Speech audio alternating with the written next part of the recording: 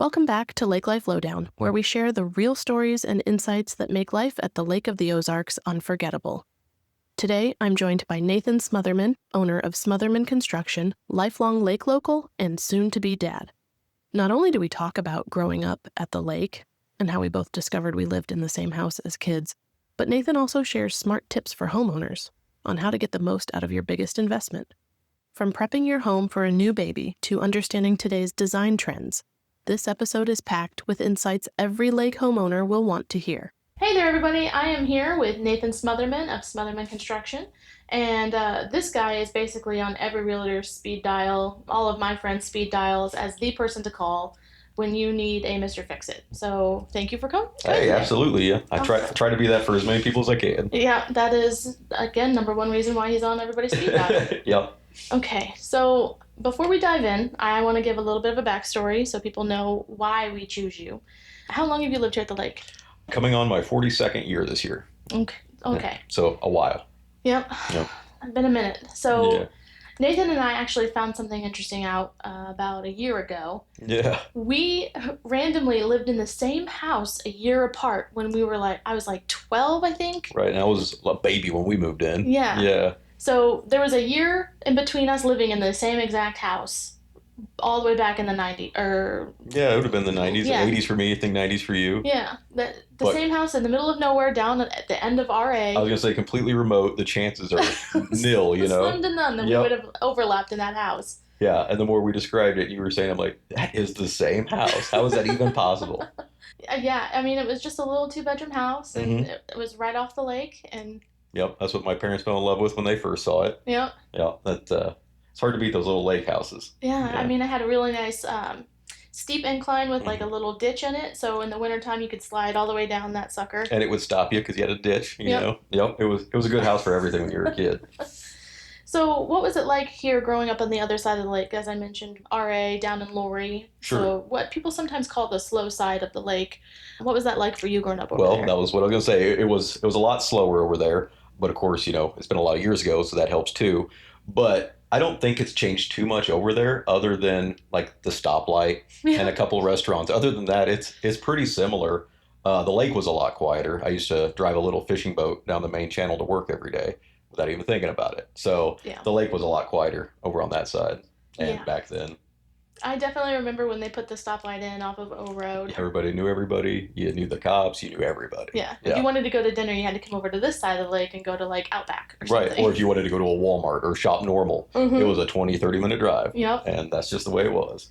It's made it a lot easier now, especially with the toll bridge not being there. Absolutely. People are just zipping right across because Well- you don't even slow down anymore. Absolutely. And I know a lot of people that would avoid it because they didn't want to pay for it. Yep. So now it just opened all that up. And I think that'll expand the west side eventually. Yeah. Yeah. It's definitely, you see a boom in developments over on Portachima and Sunrise Mhm. Beach, down TT and stuff like I was that. going to say, you can almost see the effect right where the toll bridge ends over there. It's starting to grow from that point. Yep. So, on a even more positive note, you are about to have a new baby. That is right. Okay, so somebody who is about to have a baby, you have a beautiful family. How do you prep a lake home for a new addition like a new baby? Ooh, that's a good question. Mostly I would say railings and gates because most of your lake homes are going to be steep or have stairs on the inside. So other than the normal like cabinets and outlets, I would protect stairways or railings because it Sure. doesn't take much and you're all the way down to the lake. So Yeah. that would be the first thing I would look into with a lake home is how safe are the railings Yeah. for a baby. So a lot of them have big gaps. A lot of them are too short or too high. So I would definitely look into that. Yeah. Some of these, like the old school seawalls and things Mhm. like that, need work. And then, you've got, like you said, the railings are, too high, Right. too tall, like too Or short. just it was built as a fishing cabin and not to really be safe. It was more for looks. Yeah. So it needs updated. So there's all kinds of reasons. But yeah, definitely an important one. I remember we had a basketball court, goal thing on gravel. And I was Okay. like, why are we doing this? Right. The ball hits the gravel and shoots the other way. Uh-huh. Yeah. One rock, and you either popped your ball, lost it down into the lake, or it's gone in 17 And you can still hear different that sound of the ball bouncing off a rock, that twing, and it's gone. Yep, we had the same thing. Well, so for you, what's the most exciting thing about raising a new family here at the lake? Oh gosh, there is just everything here. You have, of course, the season, so you have your winter fun, but the summer fun in the lake. We're an outdoor family for the most part, Mm-hmm. and the fishing, the skiing, the being out on the boat, the lake restaurants, it's just we travel all over, but this is always home because it has so much to offer here. Yeah. We just love it here. It's an amazing community too. We have so many friends and family in the area that it really makes the area special to us as well because we know everybody. So it makes it nice and comfortable. Yeah. Yeah, especially with a new baby on the way. You want as much comfort as Yeah. possible. You So, definitely have found a tribe, that's for sure. yeah, I think we have. We love that. We talk about it all the time. We love people around here. So, Yeah. yeah, it's great. You and your wife, Claire also works in the Frank Campbell office, Hmm. but you've both been realtors. You guys have been a part of the real estate business for a while now. Looking back over the last 5 years, have you seen any home design trends change drastically since from like 2020 to now? Well, I don't know if the trend necessarily changed, but when we got popular after COVID, a lot of the new construction started, which is a lot more of your modern looks and your blacks, your whites, and your grays. Everything kind of stepped into that more modern vibe, I guess, with the black and whites, and that's been really popular since, from Mm-hmm. what I've seen. So that's the biggest thing I've noticed, but I think it was also growth at the same time brought the newer buildings. Yep. So that's what I've noticed. Is there, okay, so what is the most requested update that you get from someone who just purchased a home? Whether it's, and is it different from lakefront home versus like, a farmhouse or a new house in town from somebody that's Believe it or lived not. local? Yeah, it is different. A lot of people, when they buy a lake house, they want to update the lake park features like the decks, the docks, everything for outdoor enjoyment. It seems like the inside stuff kind of takes a back seat because they're worried about being outside. Right. When somebody buys off water, they're more worried about the kitchens, the bathrooms, the areas people are going to see. So that's the biggest difference I noticed between off water and water entertainment space versus entertainment space inside. So That makes sense. yeah, it's the priorities change. I think when you're lakefront, it's all about outside. Yeah. I have noticed that like kitchens tend to be smaller in big giant luxury homes, Sure, just because you want your entertaining space to be bigger, and they're absolutely. not so worried about being in the kitchen when they're just going to go out to a lake restaurant anyway. Most of the time, it's their second home too, so they don't want to come down here and cook. They want to Right. come down here and enjoy. Right. So that's the outside space. So if you were designing your dream lakefront house, what's something that you would absolutely include? Oh gosh, well, it would be a lot of deck space, a lot of outdoor space, and then of course a big dock. So a big dock envelope. The house, just your basic features really, but I would definitely have a lot of decks, maybe a lower deck like a tiki bar, and then a big dock for entertaining. As much lake time as you can get, I Yeah. would say. It would be the ideal way to do it. Yeah, I think I'm pretty similar. Yeah, because I mean, that's why you're there. You want to live in it, you want to be part of it. So get out there as much as you can. That's what I would do. I really love the big giant like picture windows. Oh, yeah. And like that big sliding glass door that's right there with them that opens right up into the And I guess, I huge mean, that deck. would kind of go with the deck, having all the big windows behind it so you can see when you are inside. Because wintertime, I guess you don't want to sit on the deck. Right. So Yeah. you want a good window to look out. Yeah. So yeah, that outdoor space is big. Yeah, and heaven forbid that it rain on your nice weekend. That Yes. you only get so many times that you can come down to your lake house. Mhm. So again, those big giant windows make all the difference. When Absolutely. Inside or outside. Absolutely. Okay, so after 3 decades here at the lake, Yeah. same boat. So It's adding up quick. yeah, there's been a lot of new developments. Mhm. So how do you feel like that's impacted the lake? Well, I mean, it brings a lot more tourism and people, which I think is good because it brings more business and more money. The more people come here, the more we get these modern conveniences. Like I hear we're about to get a Bass Pro. Yeah. I'm personally very excited about that. Yeah. And also a Chick-fil-A, I've heard. Hmm. Also excited for that. So I think the more that comes up here and draws people up here, it also draws more business, Mhm. which I think the more we can get, the better. And I like every bit of it. Yeah. It's good for the community.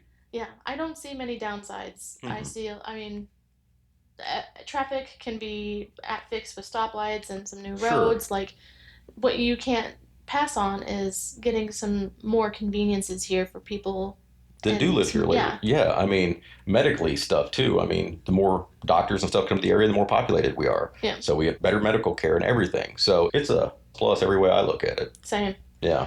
Okay, so you mentioned Bass Pro, so I'm assuming that's going to be your favorite new addition to the lake Yeah, in pretty recent sure. years. Other than the lake itself, yeah, I would say. Well, what's something that you hope never leaves here? Ooh, there's a couple good restaurants we like. Breakfast place we like Stewart's and we like Rusty Rooster. Hmm. I hope those don't go anywhere. Other than that, it's just the natural scenery, and I don't think it will go anywhere. But the lookout over there, I can't think of the name of it, right there past the dam.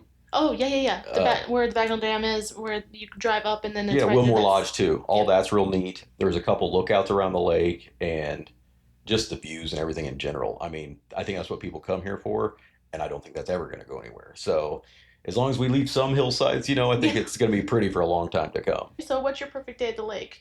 No work, no fun, no being on call. Okay, Just okay, leave the phone at home. what does that look like? I'd probably start a little earlier than the rest of the family so I can get some fishing in because Yeah. I live to fish. But other than that, it'd be getting the whole family together, probably a pontoon so we can all be comfortable. Just have a whole day in a cove, swimming, fishing, couple lake bars, restaurants, and then maybe in the night at one with some fireworks. I think that'd be a pretty good local day to be on the lake. Yeah. Just the ending with fireworks too is I think is a pretty good day. So, this wasn't on the pre-approved question list, so Okay. I'm gonna run this by you now. Sure. So that's a good summertime lake day.